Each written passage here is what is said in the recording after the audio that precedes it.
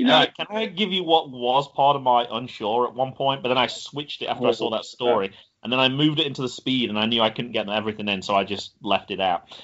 With all those comments that we talked about, I actually did. I followed Twitter carefully. I didn't watch Monday Night Raw because I can't, because I don't have cable right now. But I looked after the first hour to see what people were commenting on Twitter about what they thought about it. I got 3 tweets for you. People tune into Raw to see wrestling, but first, here's a promo. I remember a while ago I saw a tweet about the first hour having like 5 minutes of wrestling. That's an example of where they go wrong, people. Tune in to see wrestling from the start. I think we talked about that a long time ago. You had like the number of minutes of... And I do remember that's one of the things that totally turned me off wrestling as well. Like, too much, not enough wrestling. Show me some wrestling. Like, it depends. If you go back to the earlier stories, like we're talking 2000s, then yes, they would have those promos. But boy, would they get your attention. Now, they don't. They're just not the characters. That was the first one. Second one, I'm going to sleep, but I wonder if USA Network could just bench WWE Raw for the remainder of their contract and put on any repeated programming. Just USA Network completely bury Raw for the next 3 years because Vincent Kennedy McMahon wouldn't take them seriously. Now, you might think I'm cherry picking here as well. I'm going to tell you, I saw very few comments who were praising WWE. Most of the time, it was this negative side that people weren't impressed. Last one, I haven't watched Raw since 2009, and that was just to see what was going on for 1 week. I'm legit shocked people like this current product. The majority of fans today host their own podcasts nobody listens to, but still, brutal time, future for wrestling. I suggested to that person that they actually check out AEW wrestling. And then they can see what they actually like. But yeah, I know you criticized me for not watching Raw, but I was interested to see what people were talking about. And after that first hour, it was not complimentary at all, Matt. It is worrying for those casual fans. And similarly, I don't know if you saw as well. AEW started after... Oh, actually, that's what happened. I listened to AEW. I was at a watch party, but I wasn't watching. I was watching something on IWTV. But I was listening to the Brainbuster guys, who we didn't actually mention are our guests next week as well. I'm not sure if we're going to do that on a regular basis. And they had the basketball before, and then it cut to AEW. And I'm sure they were hoping that there would be a crossover audience. And as far as I could tell, the basketball fans were very dismissive of AEW. And some people are really concerned by that. Look, if AEW wants to grow, you got to get some of these casual fans. The most common comment was Chris Jericho's fat. That was the main comment from the basketball fans. So yeah, it triggered a lot of people. Yeah. In fact, little quote. I'm going to bring this one to the fore. A lot of people were not happy about that. Mag's saying casual fans not impressed about that. The casual fans of, in general. And someone else said, NBA's enough anyway. I'm like, yeah, if you don't like basketball, you put on everything opinion. But I think viewerships of lots of sports have dropped, in all fairness. It's not just wrestling. NBA figures have dropped. I'm sure MLB figures dropped, particularly with a short season last year as well. But yeah, not good if AEW is looking to grow, that the casual fans were so dismissive of that. But yeah, people on here who hadn't really watched wrestling in a long time and gave it a go, as it were, and that's what's being put out. Yeah, no, like I said, I got no problems watching the pay-per-view events, but I'm not watching 3 hours for Raw. There's no need for it.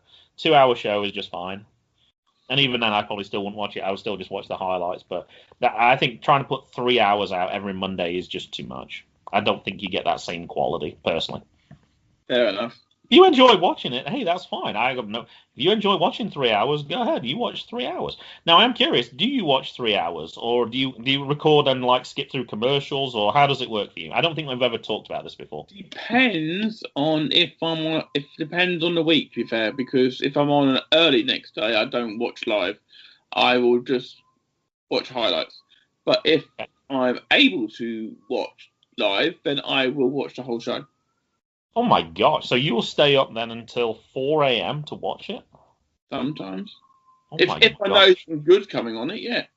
Well, you don't know that though. They usually announce But a big title match. For example, I knew that I knew that I wanted to watch SmackDown this week beforehand because you said you got to go early this week. I'm like, no, I want to watch SmackDown because I knew that there was 3 title matches announced. Okay. So I wanted to watch them. Okay. All right. Yeah, I did too. Fair enough. 3 cracking matches to watch. I only had one outcome, but I was very excited to see. I'm just kind of surprised, actually. I've just suddenly realised it. Not one of us spoke about TLC. Not once. Not one moment we talked about Charlotte returning. Not one of us talked about that either.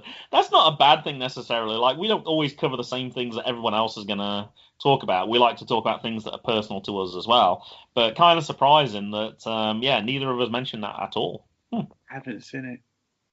Oh, wow. But you knew Charlotte came back, right? Yeah, I knew Charlotte came back because everyone and his wife and their dog knew that Charlotte was coming back, even though I was praying it was going to be Lana. Yeah. No. Yeah, I know it now. I actually like the fact that they only had 6 matches, because I thought, they're going to throw in some extra ones, surely. They just haven't announced them yet. It was very close to the NXT format. I actually enjoyed that pay-per-view, which I don't think I've enjoyed a pay-per-view as much as that in kind of a long time, actually. You know that I am notorious for multitasking and not really watching it even though it's on. I actually did for this one. Even that first match that was probably like 45 minutes, I actually thought it was good. I liked it. I don't know if that's something they're going to do going forward, but it was very close to the takeover model, I thought. So, fair enough, dude. I do want to talk to TW Takes about this, though, because he constantly talks about Raw needing that third hour. You can get more storylines going. But if you're only going to have 6 matches at a pay-per-view event, then what's the point in having so many stories going on? You don't need them all. Oh, of course. So, I don't know. I'll be interested to see. Well, I guess the next one's the Royal Rumble, isn't it? So that's going to be... I guess that will be atypical. Oh, what about this, Matt? I did hear on another podcast this week, and I'm forgetting the name, and I feel really bad about this. They're only on their 3rd episode, though, so I'm still kind of getting used to them. One of them they have at the end of their show that somebody has to come up with a bold prediction. And one of the bold predictions was, I don't think it's for this one, but possibly by the next one, an intergender Royal Rumble. I would love that. That would be amazing. I'd love to see that. Yeah, I'd like to see it as well, but it'll never happen, unfortunately.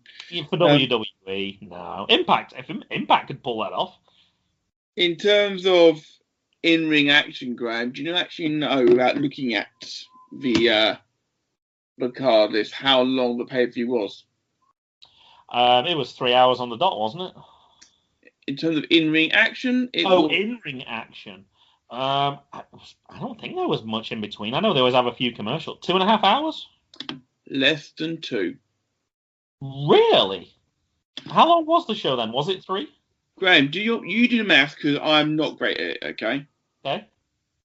27 minutes. Okay. 12 minutes. 39. 10 minutes. 49. 10 minutes. 59, so we'll just say an hour, okay. 24 minutes. Okay. 12 minutes. An hour and 36. Well, an hour 35. That's it? Yeah. So, okay, but obviously they're obviously taking out entrances, which is a big part of pay-per-view. That is from bell to bell. Okay.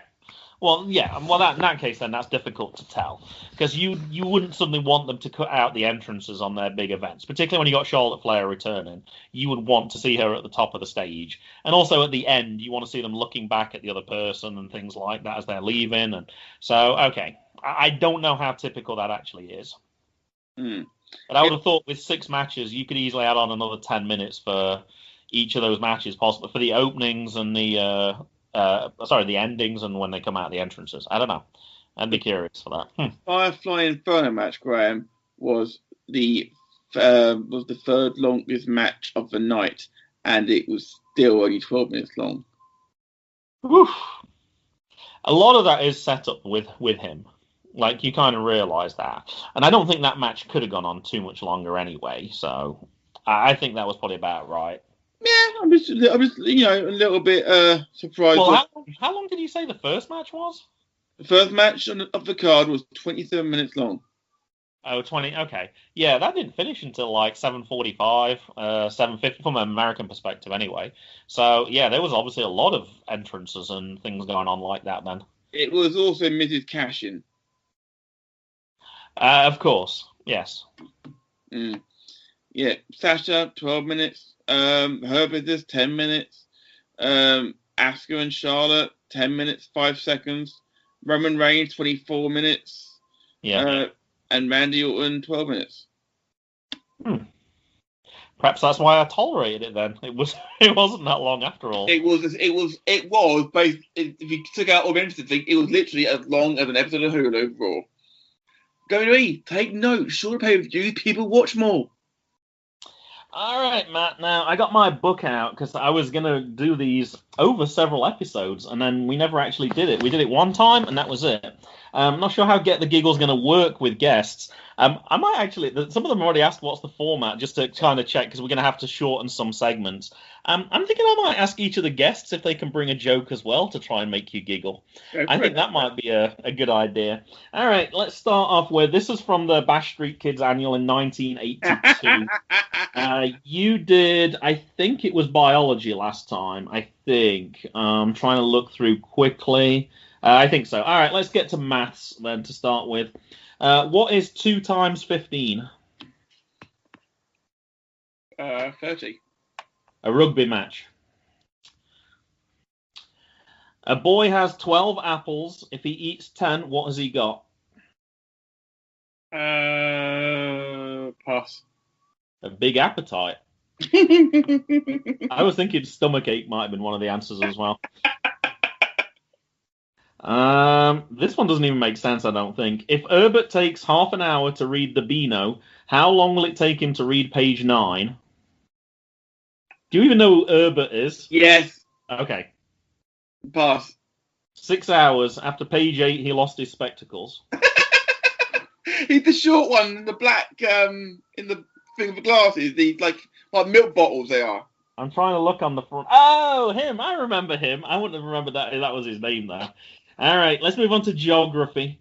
What is the main product of Greece? Fire? Chips.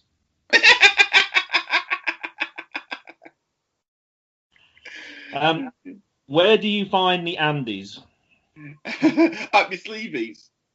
Oh, that's pretty good. Andy Smith is in class 3C and Andy Brown is in class 1A. That was their answers. Okay. Where does tea come from? After S? The teapot. Oh.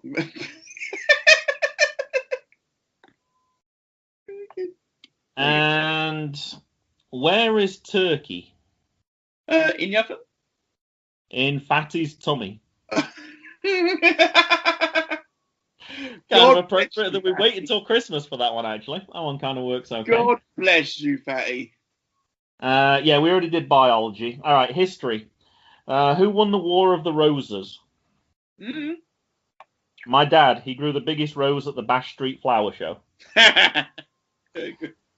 Who was the first man on the moon? Mm-hmm. That's right. Doctor Who, wasn't it? No. All right, let's keep going. What was the result of the Battle of Stamford Bridge?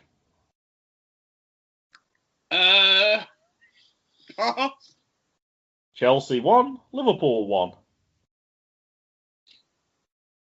Huh? Okay. You know Stamford Bridge isn't just a soccer ground, right? I'm hoping you realise that. No. All right, let's keep going. Which king burnt let me try that one again. Which king burnt the cakes? Oh, yeah. Fred King, our local baker. No good. All right, last one, English. I'm going to give you the question and the answer straight away afterwards. Give a sentence with the word antics in it. Crosses are put on your jotter when answers are wrong, and ticks if the answers are correct. I like that one. Complete the proverb, a bird in the hand